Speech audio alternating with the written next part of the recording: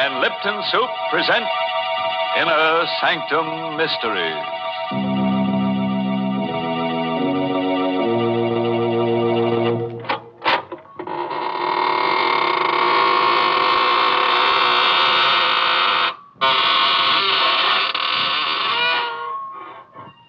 Good evening, students of the mystic marvels of manifold murder.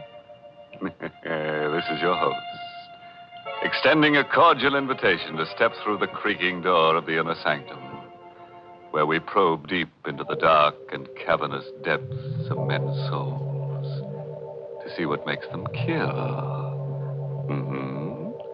Our clinic here is the whole vast world of crime.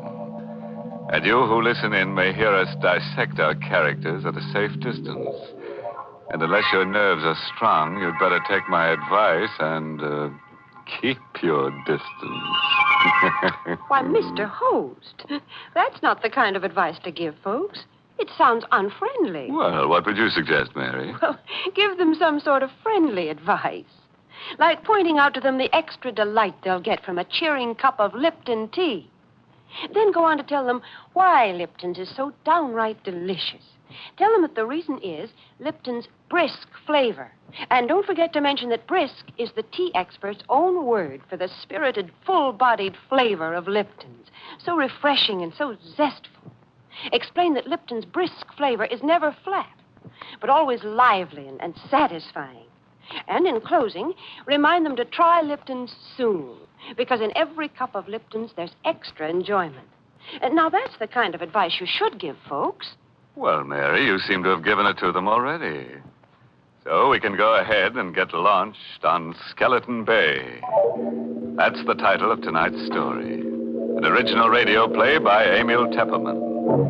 It's about a lady novelist, a writer of mystery stories. It opens at a swanky hotel with private cabins situated on a storm-swept, rock-bound coast. The story itself is all about, you guessed it, murder. And here's Betty Lou Gerson as Carol De Winter, the lady novelist, who will give us a blow-by-blow description. I'll tell you first about the night I met Michael Barrett. It was in August at Skeleton Bay. I'd come to the hotel supposedly for a rest. That was what I kept telling myself. But in reality, I didn't know why I'd come here. Skeleton Bay. I'd seen the name advertised months ago. Skeleton Bay. Since then, it kept hammering at the inside of my brain. Skeleton Bay. It's like the voice of implacable fate commanding.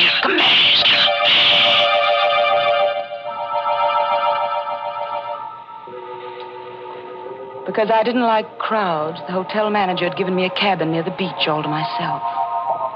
It was the middle of the night, but I couldn't sleep. The wind came in from the ocean, howling like a hungry beast across the shoals. And the pounding of the surf mingled with the angry, baffled growl of the sea. I sat at the window in the dark, staring out at the beach. I was restless, excited. It was then I saw the signal. It was just a winking little light a few yards away on the beach. Someone was blinking a flashlight. On and off. On and off. I was able to make out the figure of a man in boots and a leather jacket. He was signaling toward the hotel. But to whom? I had the answer in a moment. A man moved past my window, going down toward the light. He had his collar turned up against the wind, his hat brim pulled low. But I knew who it was. Mr. Field. A small, furtive man who'd come up on the train with me. The two men met, barely a stone's throw from my window. I could hardly see them huddled closely together. This was excitement, mystery, intrigue, the stimulation I wanted and needed. I had to know what was going on. I threw on a raincoat, opened the cabin door. The wind swept my hair in a streamer, and the spray stung my face as I hurried down the beach. My blood began to race, my heart to pound. For those two men were not engaged in any conference. They were locked in struggle. It was a deadly, silent struggle with only a grunt now and then. I saw the flashing gleam of a knife, but I couldn't tell who had the weapon. The tall man in the leather jacket or the furtive Mr. Field. And then I saw the blade plunge home into the throat of the furtive Mr. Field. I felt a sudden surge of wild elation. This was murder. I had witnessed murder. The tall man let the body of Mr. Field slide down to the sand. Then he looked up and saw me. He stood there with a bloody knife in his hand, and we looked at each other. Who are you? I'm Carola Winter. I have this cabin here, number 5. You saw me kill him? Yes, I saw you. What are you going to do about it? I'm going to help you dispose of the body. He told me his name was Michael Barrett. He lived on the opposite side of the bay in the house high up on the cliff. It won't be so easy to get rid of the body. If I had the boat, I could take him out and drop him over, but it's too rough tonight. If there was some place to hide him for a day, I could come across on the boat tomorrow night. You can hide him in the closet in my cabin. Nobody will look there. Better lock the closet door. Yes, of course. You sure nobody will come snooping here? Nobody comes here but the maid. All right. I'll be back tomorrow night with a boat. Did you pick up the knife? Yeah. Got it in my pocket. Well, I guess that's all. Good night, Carola. Good night, Michael.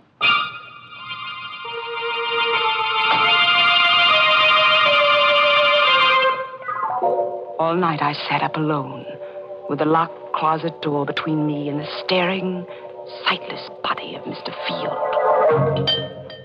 At breakfast the next morning, they'd already discovered the disappearance And of the Mr. maid Field. says his bed wasn't slept in at all. I think he could have committed suicide in the ocean. He was such a I sneaky hurried through little my man. breakfast listening to the Of course, gossip they all just around don't. me. Yes, I know that. Now, in broad daylight, I could hardly believe the thing had really happened last And night. you know, the hotel manager thinks it might be murder. I heard him phoning for the police. The police?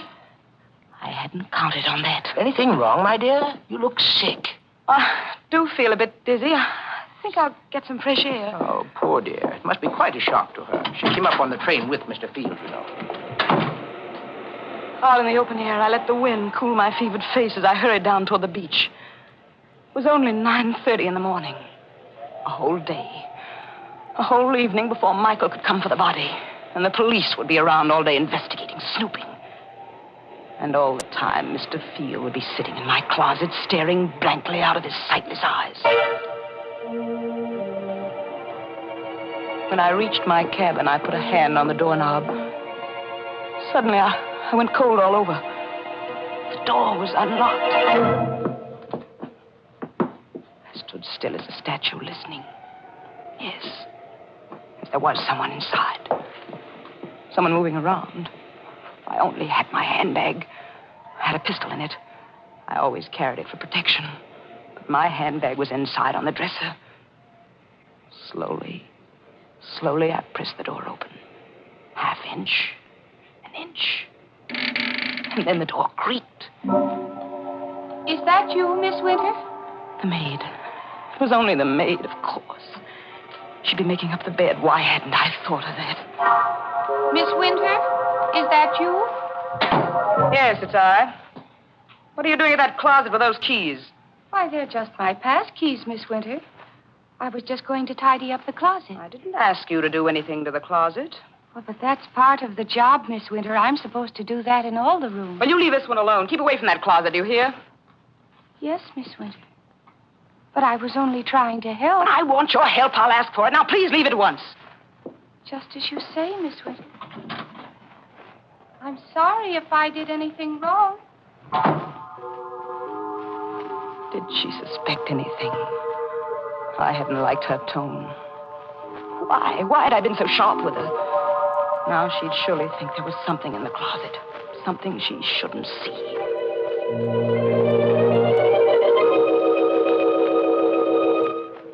At lunchtime, I didn't want to leave the cabin. I sat at the window. And I could almost feel the sightless eyes of Mr. Field staring at me through the closet door. Someone at the door. Who? Just a minute. Miss Winter? Miss Carola Winter? Yes, I'm Miss Winter. I'm sorry to trouble you, Miss Winter. I'm Detective Sergeant Smith from headquarters. May I come in for a moment? Well, yes, please do. What can I do for you, Sergeant Smith? We're out here investigating this Field business. He Hasn't turned up yet. Well, I'm sure he will in time. Well, I wish I could be so sure, Miss Winter. What do you mean? We've gone through his room, found some mighty queer things. Queer things? It seems this Mr. Field's in some sort of racket. There's a good chance he may have been murdered. You don't say. I understand you came up on the train with him. Yes, that's true. Yeah. Did you have any conversation with him on the train? No, none at all. You're the Carol of Winter who writes the mystery novels, aren't you? The same. Yes, I've read every one of them. They're darn good, Miss Winter. Why, thank you. Do you think you'll get a plot out of this? Mr. Field. Why, I can't tell yet. I wish you'd keep me posted on developments in case it does turn out to have a plot. Well, I sure will, Miss Winter. By the way, we found this picture among the papers in Field's room. I'm showing it to everybody around in case they might recognize it. It's an old newspaper item, about 10 years old. Can't figure out why he was carrying it around. It's about a guy named Wycliffe. It's wanted for murder in Canada. Here, take a look at it. I felt the blood racing in my veins, pounding at my wrists. The picture of the man named Wycliffe, who was wanted for murder in Canada, was a picture of Michael Barrett.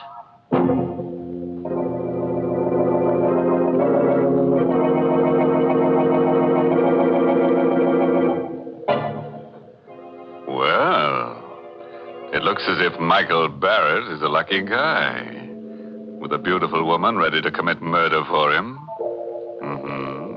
But what'll he do when she runs out of victims and begins looking at him with a calculating eye? As for Carola, she sinned heavily, because murder is the greatest sin.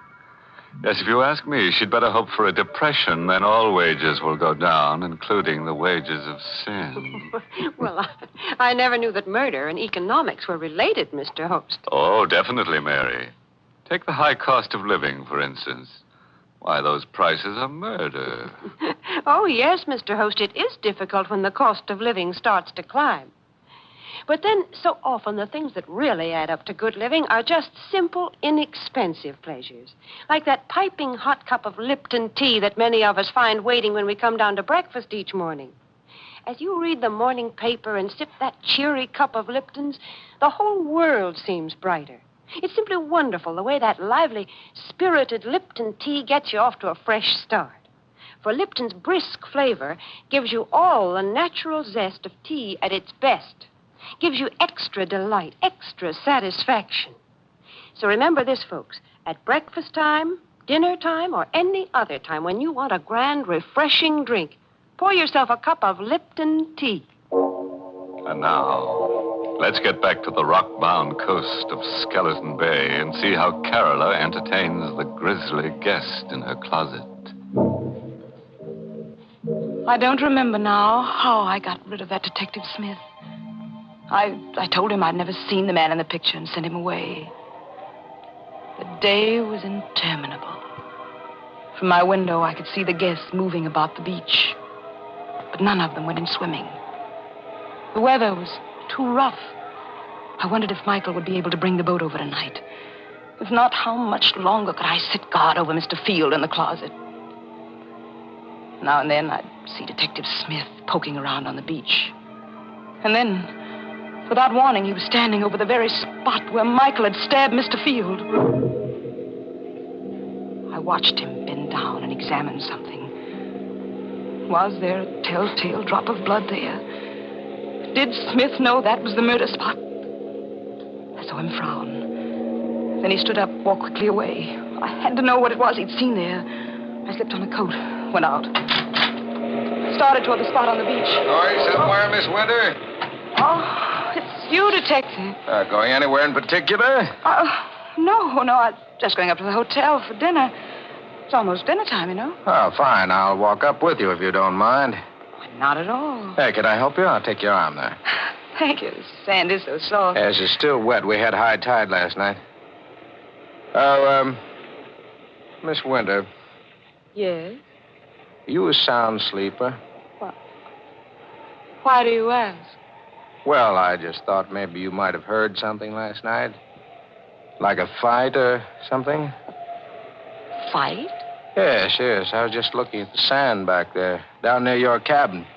It's all messed up, stamped around. What's that got to do with me? Oh, nothing at all. Except I think there was a fight there last night.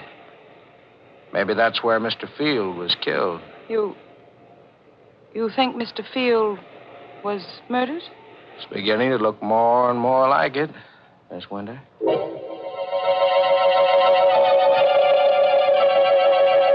Somehow, I don't know how I managed to get through with the dinner. I hurried back to the cabin. I stopped at the door, shocked and unbelieving. There was a light inside. Someone was in there. This time, I had my handbag with me. I took the pistol out.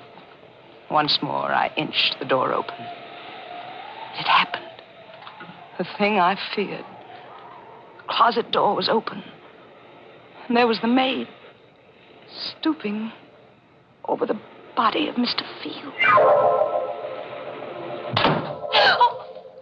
What are you doing there? The body. It's Mr. Field.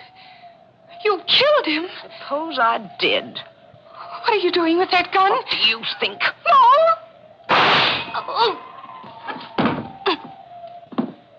The wind was high, and the weather was rough. And fortunately, no one heard the shot.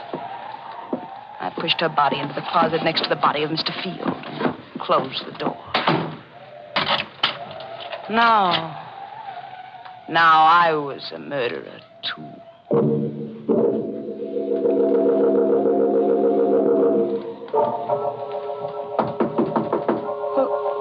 Who is it? Let me in, Carla, quick. Yes. Michael, I thought you weren't coming. It's been a terrible day. What happened? Come here, I'll show you. Is he still in there? See for yourself. Great Scott, a woman. Who is she? The maid. She opened the closet while I was out. You killed her? Yes, Michael. I had to kill her. There are detectives at the hotel looking for Mr. Field. I suppose if I was smart, I'd kill you, too. Then there'd be no one to talk. Yes, Michael, that would be smart. Go ahead. Kill me, if you can.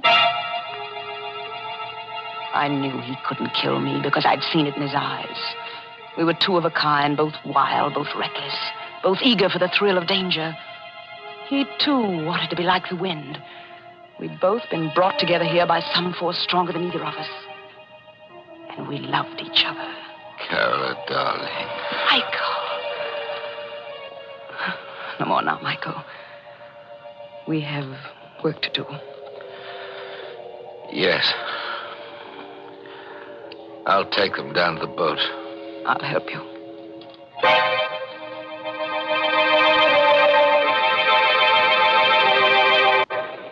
We carried Mr. Field and the maid down to the boat. I'll take them out away and dump them. And after that, Michael?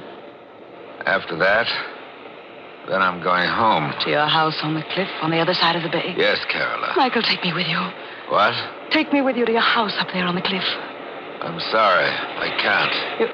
You can't? Why can't you? There isn't anything I can tell you. What are you hiding up there in the house on the cliff? You mustn't ask. Please, Carola, you mustn't ask. Why, you're married. You have a wife up there. No. Then what? I can't tell you. But you're going away, leaving me forever. Not forever, Carola. Go back to the city. I'll come to you soon.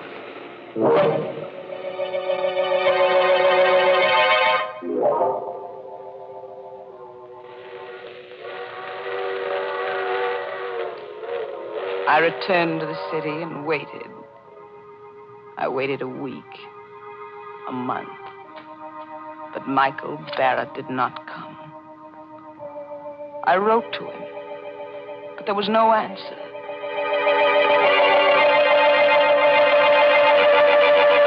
And then one evening, I saw him. I was returning home in a taxi, and I saw him standing across the street looking up at my window. When he saw me get out of the cab, he turned and started to hurry away. Michael! Michael! Michael, don't go away! Michael! Michael, why did you try to run away? Don't you know? Oh, you're afraid. Yeah, let's call it that. But you love me, Michael, don't you? Carola, it's no good. There's nothing but ruin for both of us if I stay. We'll be together forever. It's impossible. I won't let you go back to that house on the cliff. I don't care what it is you're hiding up there. I won't let you go back. Goodbye, Carola. Wait. I'm going. Better forget about me. Don't go yet, Mr. Wycliffe. So you know about that, too. I saw the old newspaper clipping Mr. Field carried. I see. Why are you looking at me like that? Do you know why I killed Mr. Field? Because it tried to blackmail me about that old murder. But, Michael, dear, I'm a good deal smarter than Mr. Field. You see, I write mystery novels. I know how to handle such things. What do you mean? Wouldn't do you any good to kill me. I've written out all about you. Your real name and about that old murder in Canada would be found if I should ever be killed. Oh. Michael, darling, I'm blackmailing you. There's only one thing I want from you. Your love. It shouldn't be so hard for you to meet my terms. All right, Carola. You win. We'll be married tonight.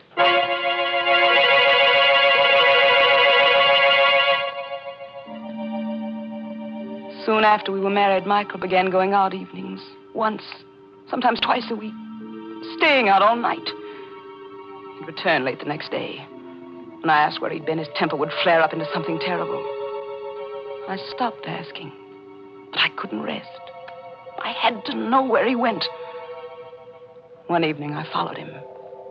He boarded a train for Skeleton Bay.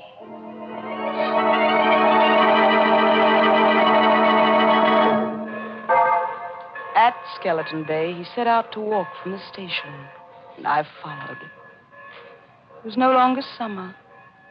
Trees were bare, and the night was forbidding. I kept behind him when he skirted the bay to the narrow road that led up toward his house high on the cliff. It was a small stone house, and the wind whistled around it, against it, and above it. I stole to one of the windows. It was barred, like a prison. Carefully, I raised my head above the sill, peered into a lighted room. Michael was there, with a woman. For the first time in my life, I knew the meaning of frustration, jealousy. Michael told me he wasn't married, but this woman, I'd helped him to do murder. I'd killed for him. I'd lied to that detective for him. And all the while, this was the secret he'd been keeping from me. I opened my handbag. I took out the pistol. I looked into the room again. The woman was alone now. Michael was gone. So you came up after all, Carola. Michael, you sneaked out. You knew I was here. I'm sorry you saw through that window, Carola. Is that your secret? That woman? Part of it, but it's the part you mustn't know. But I do know it now. That's why I've got to kill you, Carola. That knife. You still got that knife? Yes, Carola. Well, I've got this, Michael. He fell at my feet. And I looked down and watched him die. Now I knew why I'd really come to Skeleton Bay that first day. It was for this. To kill Michael Barrett. So he's dead. At last. You've killed him. You, the woman in the house. You saw me kill him? Yes, I saw you. What are you going to do about it?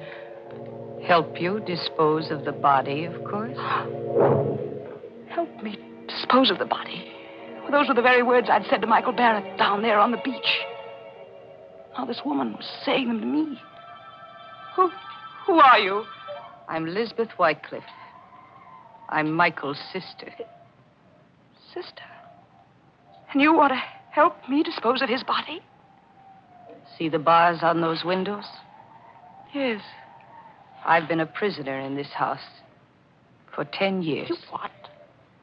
Michael killed the man I was going to marry 10 years ago in Canada. He murdered him. But this house, this prison... Michael brought me here. He's kept me a prisoner because he knew if I got free, I'd tell the world he was a murderer. And that's the secret. The secret he wouldn't even tell me. I shot her. Yes, I killed her, too. There outside the house, and she fell beside Michael. And I rolled both bodies over the cliff, down into the sea.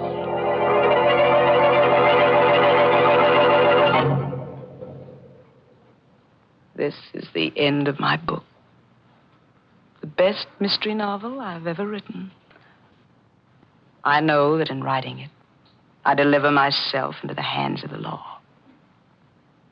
But I can't stop. I can't help myself. So now, I'm finished. I will mail it to my publisher and wait for Detective Sergeant Smith to come and get me.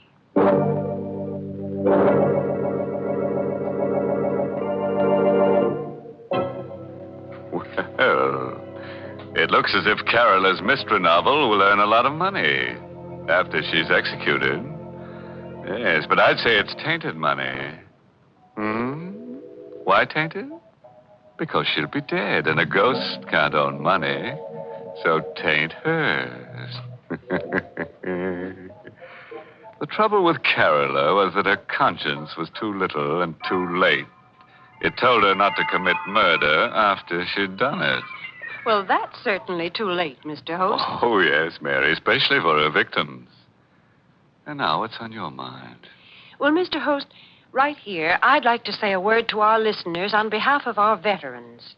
You know, friends, ex-servicemen are returning to civilian jobs with a lot to offer their employers. They've had valuable training and experience in highly specialized service jobs. Many of them were able to keep up with their civilian jobs and learn new trades through special correspondence courses. And they're coming home fully equipped to do the same fine job as civilians that they did in the services. So let's give them every employment opportunity to put their increased skill to work.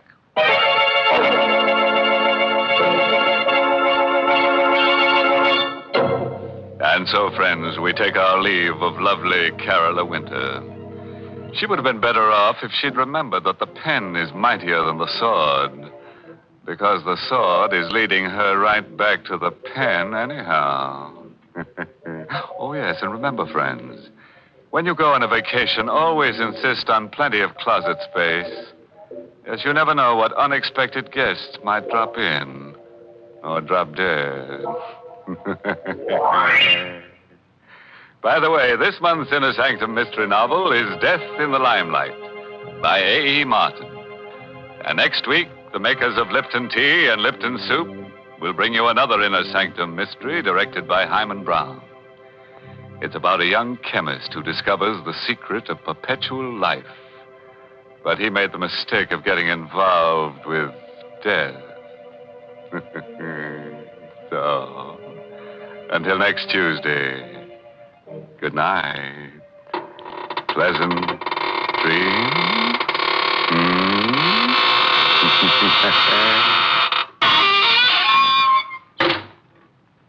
Here's a swell dish, folks. It's easy to make and mighty easy to take.